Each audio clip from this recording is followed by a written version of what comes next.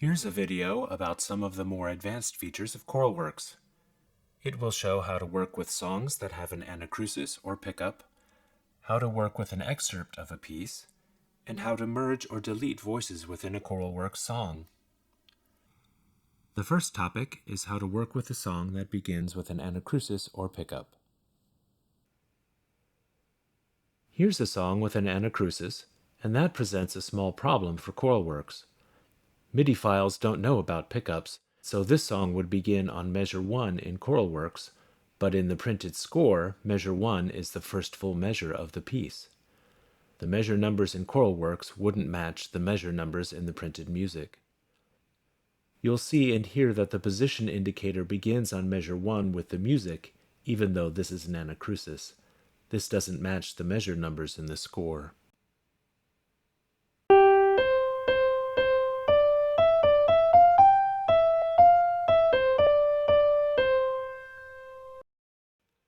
ChoralWorks can fix that. Go to the Settings menu in the upper right-hand corner of the screen and click on the Anacrusis Pickup button. You'll see an explanation of what it does.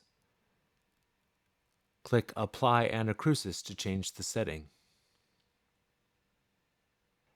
Now you'll see that the position indicator points to the first bar as a 0 bar to account for the anacrusis. Start the piece and you'll see that now the measure numbers in ChoralWorks match what's expected from the printed score, with measure 1 as the first full bar of the music.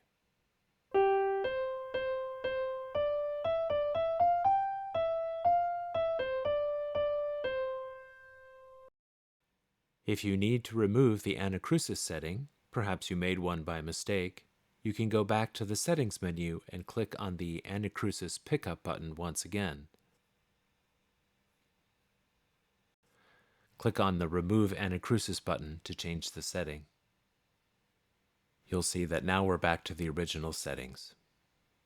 Once you've changed this setting, be sure to save your file, and the anacrusis setting will persist the next time you open the song.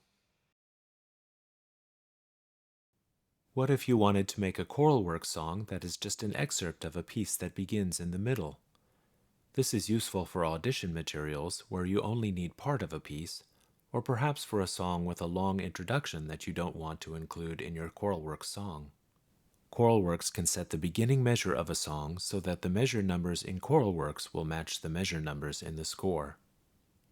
This excerpt begins in the middle of the piece, and we want ChoralWorks to begin on measure 14.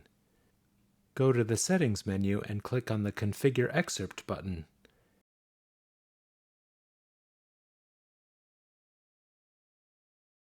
Enter the first measure of your excerpt.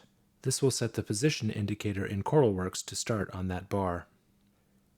Now when you play the song, the measure numbers in ChoralWorks will match the measure numbers in your score.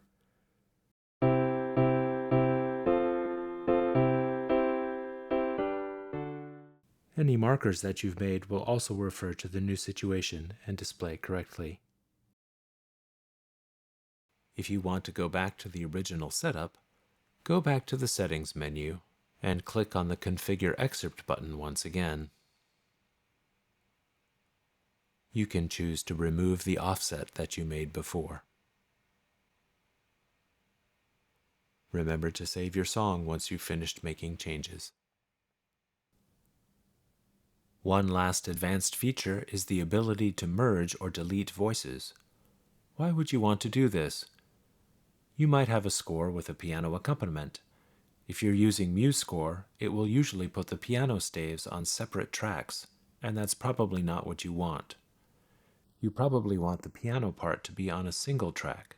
So let's change that. Go to the Settings menu and click on the button for Merge Delete Voices.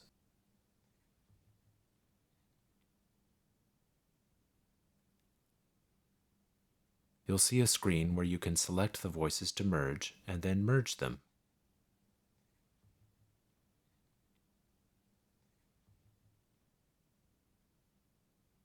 ChoralWorks will ask you what to name the merged voice.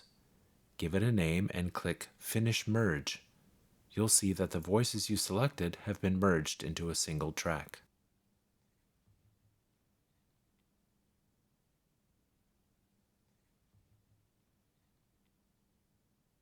Why would you need to delete a voice? Every once in a while, you might end up with a MIDI file with some empty tracks or extra music that you don't need. If this happens, you can use the same tool to easily delete them.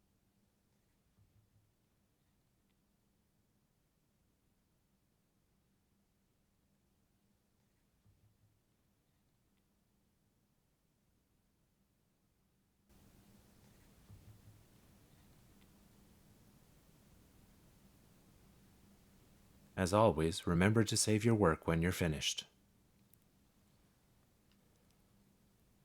ChoralWorks was made by a choral conductor for choral conductors. These advanced features are solutions to situations that I've encountered over the years. I hope you find them useful.